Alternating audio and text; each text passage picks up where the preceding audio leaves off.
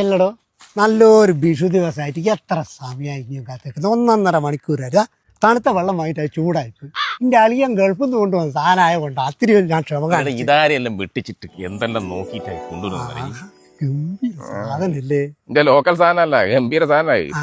ടച്ചപ്പിന് അണ്ടിപ്പരിപ്പും മറ്റേ ബദാമൊന്നുമില്ല അളിയൻ്റെ. ഓ നീ ടച്ചപ്പ് ഇല്ലാണ്ട് കഴിക്കൂലോ. എന്നാ നീ ഒരു കാര്യം ചെയ്യും, നീ ടച്ചപ്പ് ഉള്ള ആളെ നോക്കിയിട്ട് ഓരോടി കഴിച്ചോ കേട്ടാ.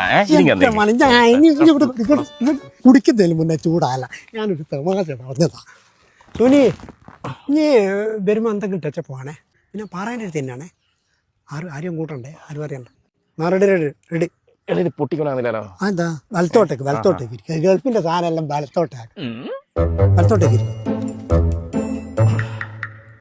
അനി വേറെ ടെക്നിക്ക് ഉണ്ട് എനിക്കവിടെ.